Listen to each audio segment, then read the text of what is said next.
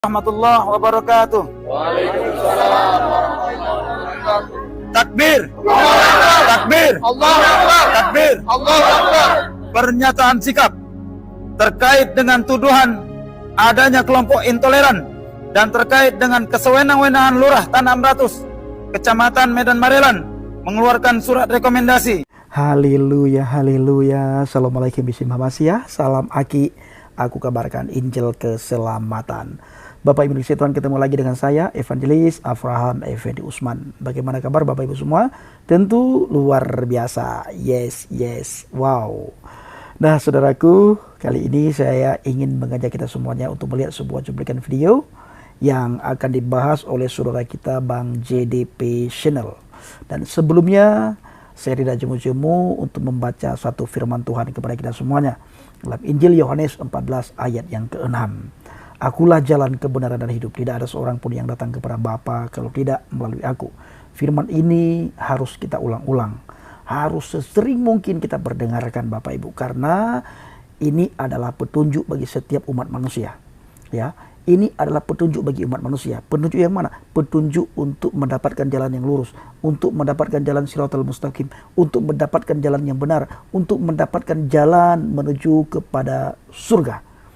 Ya, tidak ada satu manusia pun yang bisa masuk surga kalau tidak melalui Yesus Kristus. Maka semua orang, siapapun dia, muda, tua, kaya, miskin, raja, rakyat, butuh jalan kebenaran dan hidup untuk tempat menuju ke surga.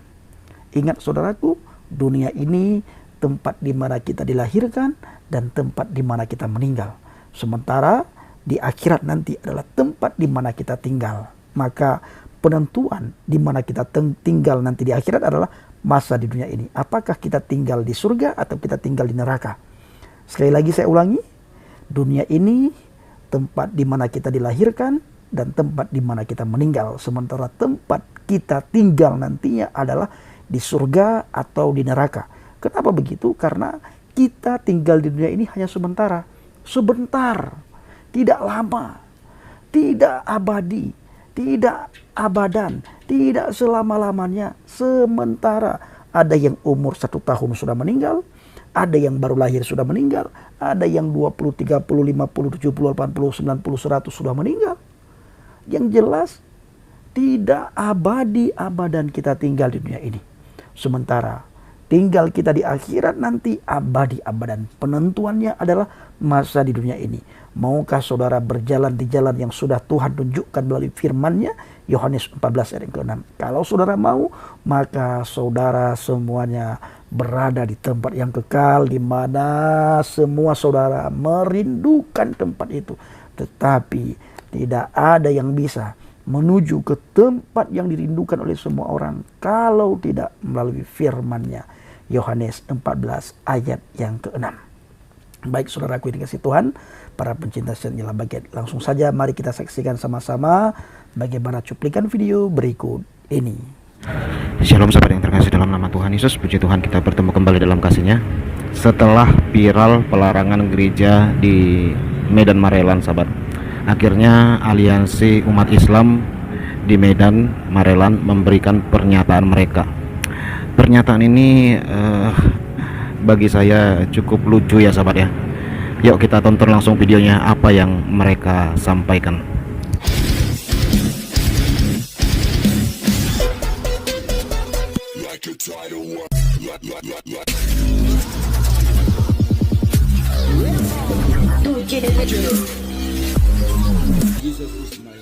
Assalamualaikum warahmatullahi wabarakatuh. Waalaikumsalam warahmatullahi wabarakatuh. Takbir, takbir, Allahu Akbar. takbir. Allahu Akbar.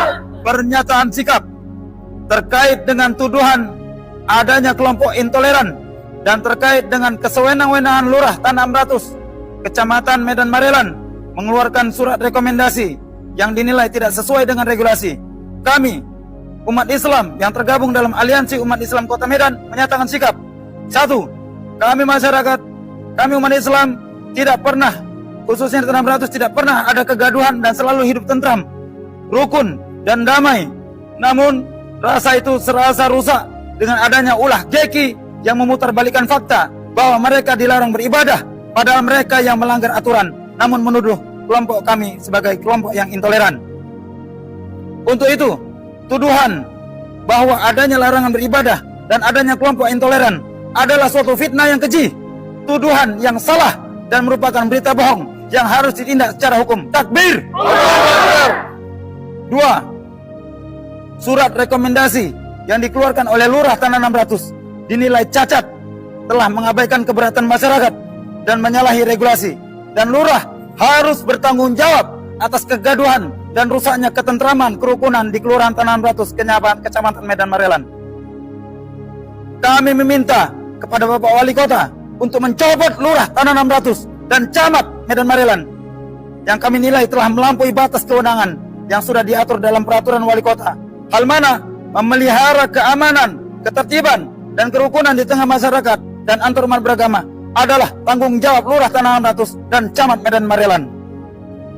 Untuk terpeliharanya kerukunan antarumat beragama, kami meminta untuk menghormati kearifan lokal dan mengikuti peraturan perundang-undangan yang berlaku sebagai regulasi yang harus dipatuhi. Demikian pernyataan sikap ini kami sampaikan dengan kesungguhan untuk menjamin tidak adanya intoleran dan menjaga ketentraman dan kerukunan di tengah masyarakat dan antar umat beragama di Kelurahan Tanah 600 khususnya Kota Medan. Demikian tanggal 9 Juni, Jumat 9 Juni 2023, Aliansi Umat Islam. Wassalamualaikum warahmatullahi wabarakatuh. Waalaikumsalam warahmatullahi wabarakatuh. Takbir. Takbir. Takbir. Udahlah Pak, Bu, marilah jaga kerukunan umat beragama. Apa salahnya orang Kristen beribadah, Bapak, Ibu? Tahu juga mereka beribadah di tempat yang tertutup, tidak mengganggu Bapak Ibu, tidak di rumah Bapak toh, tidak di tempat ibadah Bapak toh. Mereka beribadah di Suzuya. Mereka yang keluar duit, Pak. Dan mereka setelah ibadah tidak langsung membubarkan pengajian, tidak menutupi masjid, tidak melarang umat muslim untuk sholat atau pengajian. Di mana letak salahnya? Bapak ngomong toleransi, tetapi Bapak sambil Allahu Akbar. Tidak boleh orang ibadah. Ini kan lucu, Pak. Sudahlah, kita sudahi semua ini, Pak, demi kerukunan umat beragama. Bapak ibadah, fokus ibadah dengan agama Bapak. Biarkan orang Kristen fokus ibadah dengan agamanya. Apakah toleransi bagi Bapak mengurusi tempat ibadah orang lain? Serius ini saya tanya, Pak, ya. Kan mereka sekalipun, bahkan sebelumnya pun tidak pernah melarang orang Islam ibadah, tidak pernah membubarkan pengajian. Apa salah mereka, Bapak, Ibu? Apa salah mereka? Mereka ibadah di tempat yang tertutup loh. Dan saya yakin itu tidak akan kedengaran di seluruh kelurahan, di seluruh kecamatan. Mereka nggak pakai toa, mereka tidak beribadah 5 kali dalam sehari mengumandangkan agama mereka sehingga kedengaran di seluruh masyarakat. Kan tidak begitu, Pak. Sudah benar apa yang dilakukan oleh lurah, oleh camat tersebut, mengizinkan orang beribadah karena itu dilindungi oleh hukum yang berlaku, dilindungi oleh Undang-Undang Dasar 1945, dilindungi Pancasila, dilindungi oleh Sumpah Pemuda. Di mana letak salahnya, Pak, Bu? Masa orang beribadah tidak boleh? Silahkan Bapak urus ibadah Ibu, silahkan Bapak urus tempat ibadah Bapak. Biar kami saja yang mengurus tempat ibadah kami.